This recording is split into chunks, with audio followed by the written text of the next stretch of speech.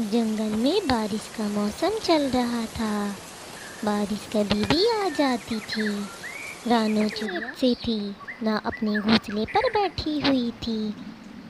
उसको तो चिंता सताए जा रही थी, क्योंकि उसने तो कोई पक्का घर बनाया ही नहीं था, और वो पक्का घर बना भी नहीं सकती थी, क्योंकि वह पेट से थी।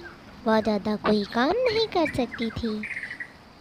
रानू चिड़िया अपने घोंसले पर बैठी थी। एक दिन अचानक से बारिश शुरू हो जाती है, और रानू चिड़िया का तो कोई घर ही नहीं था। फिर वह अपने घोंसले से उड़ती है। फिर वह जंगल में सुबह उड़ते उड़ते जाती है। वह कहीं ठिकाना ढूंढ रही थी, लेकिन उसे कोई घर मिल नहीं रहा था, और उसके आसपास भी कोई नहीं था जो उसकी मदद कर सके। फिर सामने उसे एक घर दिखाई देता है। वह उस घर के पास जाती है तो देखती है, अरे बाप रे, यहाँ पर तो उल्लू बैठा हुआ है। अच्छा हुआ जो मैंने पहले ही देख लिया और उल्लू सो रहा है, वरना आज तो मेरी जान ही जानी थी और मेरे बच्चे तो मर ही जाते। मुझे चुपचाप यहाँ से निकल जाना चाहिए। अगर उल्लू जाग गया तो मेरी तो खैर नहीं। ऐसा कहते हुए रानू चिड़िया वहाँ से भाग निकलती है। फिर वह जंगल में इधर उधर जा रही थी। फिर वह उसे एक दूसरा घर दिखाई देता है। वह उस घर का दरवाज़ा खटखटाती है। कोई है? कोई है इस घर में? कृपया मेरी मदद करें, मैं पेट से हूँ। मुझे थोड़ी देर के लिए अपने घर में जगह दे दें। चिड़िया की आवाज़ सुनकर घर से कौवा निकल कर आता है, और उसके साथ उसकी पत्नी भी निकल आती है।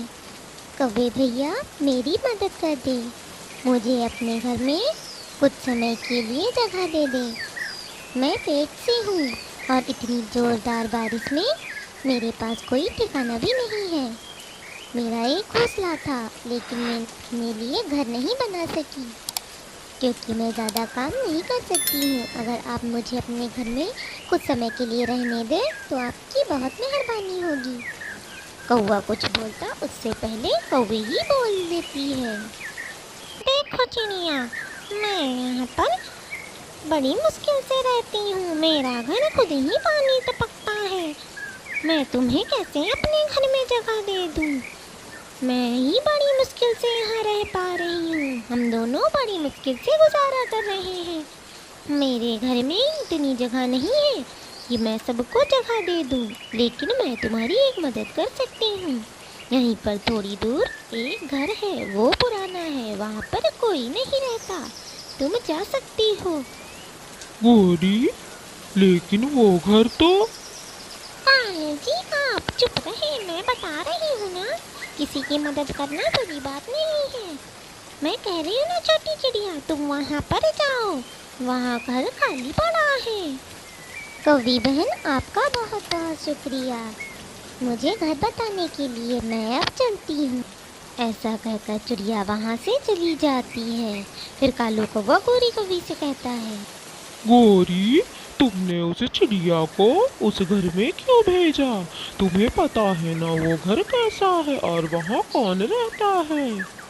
हाँ कालू जी, मुझे सब पता है, इसीलिए तो मैंने जानबूझकर उसे वहाँ भेजा है। आई बड़ी हमारे घर में रहने वाली। मुझे ये सब करके बड़ा मजा आता है। अब देखना है कि चिड़िया बचती है या मर जाती है। उधर चिड़िया चलते चलते उस घर को ढूंढ लेती है। फिर वह उस घर के अंदर चली जाती है। उसके पेट में बहुत जोरों की दर्द हो रही। फिर वह वहीं पर थोड़ी देर के लिए आराम करने लगती है। तभी वहाँ पर एक चील आ जाता है। अरे ये छोटी चिड़िया, ये यहाँ क्या कर रही है? ये मेरे घर में क्या कर रही है? कैसे आराम से लेटी हुई है? इसे तो मैं अभी बताता हूँ, इसकी हिम्मत कैसे हुई मेरे घर में आने की। कुछ आहट से चिड़िया की आँख खुल जाती है। चिड़िया चील को देखकर बहुत डर जाती है। अरे छोटी चिड़िया, तू यहाँ क्या कर रही है? ये मेरा घर है, तू इस घर में कैसे आई? तेरी इतनी हिम्मत? नहीं नहीं चील जी, मैं यहाँ पर बस कुछ समय के लिए रह रही हूँ। बारिश रुकने पर मैं यहाँ से चली जाऊँगी। मेरे पेट में बहुत ज़ोरों की दर्द हो रही थी और बारिश भी ज़ोरों पर थी, इसीलिए मैं थोड़ी देर यहाँ पर आकर रुक गई हूँ। मैं अंडे देने वाली हूँ, लेकिन अगर आप कहें तो मैं अभी यहाँ से चली जाती हूँ। चिड़िया अंडे देने वाली है, ऐसा सुनकर चील के मन में लालच आ जाता है। फिर चील कुछ देर सोचता है, फिर चिड़िया से कहता है, अरे अरे रुको छोटी चिड़िया, इतना भी मैं निर्दयी नहीं हूँ। तुम पेट से हो इसलिए तुम यहाँ पर रुक सकती हो। तुम अपने अंडे यहीं पर दे देना, फिर जब अंडे बड़े हो जाएं, बच्चे निकल आए, फिर तुम यहाँ से चली जाना। तब तक तुम यहीं रहो। आज से हम दोनों दोस्त हैं। तुम यहीं आराम से रह सकती हो। मैं कोशिश करूँगा तुम्हें किसी तरह की कोई तकलीफ ना हो। एक दिन चिड़िया उस घर से बाहर बैठी हुई थी। फिर उधर से एक उल्लू निकल रहा था। उल्लू चिड़िया को देख लेता है, फिर वह चिड़िया की तरफ आने लगता है। तभी उधर से चील आ जाता है। फिर चील और उल्लू में लड़ाई शुरू हो जाती है। फिर दोनों में हाथापाई होती है। फिर चील नीचे गिर जाता है और जख्मी हो जाता है। तुम बीच में क्यों आए? मैं इस चिड़िया को खाने वाला था। तुम भला इस चिड़िया को क्यों बचा रहे हो? तुम भी तो आखिर चिड़िया को खाते हो। मुझे मेरा खाना खाने दो और हट जाओ यहाँ से। नहीं, ये मेरी दोस्त है और तुम मेरे दोस्त को नहीं खा सकते। तुम यहाँ से चले जाओ वरना तुम्हारे लिए अच्छा नहीं होगा। लगता है तुम्हारा दिमाग खराब हो गया है। अच्छे खासे भोजन को दोस्त बना रहे हो। चिड़िया और चील कभी दोस्त नहीं हो सकते। छोटे पक्षी बड़े पक्षियों के कभी दोस्त नहीं होते। इतना कहकर उल्लू वहाँ से चला जाता है। चिड़िया और चील घर के अंदर चले जाते हैं। फिर चिड़िया चील के जख्मों पर मलहम लगा देती है। फिर कुछ दिन भी आते हैं और चिड़िया अंडे दे देती है। मेरे प्यारे प्यारे अंडे, अब इसमें से मेरे प्यारे प्यारे बच्चे निकलेंगे। चिड़िया ऐसे ही अंडों से बातें करती है। फिर कुछ देर बाद चील बाहर से आता है तो देखता है कि चिड़िया ने अंडे दे दिए। अरे वाह, अंडे बाहर आ गए। नरम नरम से अंडे। मुझे इन अंडों को खाकर बहुत मजा आएगा। इतने दिनों का इंतजार अब खत्म हुआ। लेकिन इस चिड़िया को मैं बाहर कैसे भेजूं ताकि मैं अंडा खा सकूं? फिर चिड़िया चील से कहती है, चील भैया, क्या आप थोड़ी देर मेरे अंडों की देखभाल कर लेंगे? मैं अपने लिए थोड़ा दाना लिया हूँ। इतने दिन हो गए मैं बाहर दाना लेने नहीं जा पाई हूँ। आप इन्हें थोड़ी देर देख ले, मैं वापस आकर इन पर फिर से बैठ जाऊंगी। हाँ हाँ चिड़िया, इसमें भी कोई कहने की बात है क्या? तुम जाओ, मैं यहाँ देख लूँगा तुम्हारे अंडों को। फिर चिड़िया दाना लेने के लिए वहाँ से चली जाती है। मुझे तो प्यास लग रही है। पहले मैं पानी पी कर आता हूँ, फिर मैं आराम से इन अंडों को खाऊंगा। चील भी पानी पीने चला जाता है। कालू जी, जरा चलकर तो देखते हैं कि चिड़िया वहाँ पर क्या कर रही है। फिर गोरी कौवी और कालू कौवा चील के घर में पहुँच जाते हैं तो देखते हैं कि घर पर तो कोई नहीं है।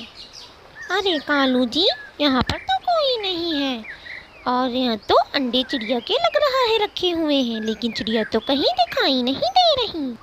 गोरी कौवी इतना कह रही होती तभी चिड़िया वहाँ पर आ जाती है। अरे कौवी बहन, आपने बहुत अच्छा किया था जो मुझे इस घर का पता बताया। मैं यहाँ पर बहुत आराम से रह रही हूँ और देखो मैंने अंडे भी दे दिए हैं। अच्छा, तुम्हें उस चील ने कुछ कहा नहीं क्या? नहीं नहीं गोरी बहन, वो तो अब मेरे बहुत अच्छे दोस्त हैं। हम दोनों बहुत अच्छे दोस्त बन गए, इसीलिए मैं इस घर में आराम से रह पा रही हूँ। मुझे तो अपने लिए एक नया घर भी मिल गया है। अब मैं ये घर छोड़कर जा रही हूँ। फिर चिड़िया अपने अंडों को उठाकर वहाँ से चली जाती है। कालू जी, क्यों ना हम अपने अंडे यहाँ पर लाकर रख दें। हम भी चील से दोस्ती कर लें। अगर चील से दोस्ती कर ली तो सारे जंगल वाले हमसे डरेंगे और हमें कोई कुछ भी नहीं कहेगा। फिर गोरी अपने अंडे उठाकर चील के घोंसले में रख देती है। फिर वह कालू कौवे से कहती है, कालू जी चलिए हम अपने लिए कुछ खाने के लिए दाना ले आए। फिर दोनों अंडों को वहीं छोड़कर अपने लिए दाना लेने चले जाते हैं। उनके जाते ही चील वहां पर वापस आ जाता है। चलो अब मैं आराम से इन अंडों को खाऊंगा। चील उन अंडों को खाने ही वाला था, तभी उसमें से आवाज आती है और अंडे चिटक कर फूट जाते हैं। फिर उसमें से कौवे के दो छोटे छोटे बच्चे निकलते हैं। चील यह देखकर बहुत आश्चर्यचकित होता है। अरे इसमें से ये कौवे के बच्चे कैसे निकल आए? इसमें तो चिड़िया के बच्चे होने चाहिए थे। तभी वहां पर गोरी कौवी और कालू कौवा दोनों आ जाते हैं। अरे कौवो, तुम दोनों यहाँ क्या कर रहे हो? और ये तुम्हारे बच्चे यहाँ कैसे आ गए? यहाँ पर तो चिड़िया का अंडा था। हाँ हाँ चील जी, यहाँ पर चिड़िया ही थी, लेकिन चिड़िया अभी कुछ समय पहले ही यहाँ से चली गई। आप चिड़िया के बहुत अच्छे दोस्त थे, तो हमने सोचा हम आपसे दोस्ती करेंगे, आप भी हमारे दोस्त बन जाइए। अच्छा, मैं तुम दोनों का दोस्त बनूंगा? मैंने तो चिड़िया से दोस्ती सिर्फ उसके अंडों के लिए की थी। तुम दोनों की वजह से मेरा सारा मूड खराब हो गया। अच्छे खासे मैं उन अंडों को खाने वाला था, तुम्हारी वजह से चिड़िया भी चली गई अपने अंडों को लेकर। तुम्हें मैं नहीं छोड़ूंगा। फिर चील कौवा और कौवी को दोनों को पीटता है। कालू जी भागो यहाँ से, वरना हम दोनों मर ही जाएंगे। हाँ हाँ गोरी भागो, वरना ये चील हम दोनों को जिंदा नहीं छोड़ेगा। फिर कौवी और कौवा अपनी जान बचाकर अपने बच्चों को लेकर भाग जाते हैं।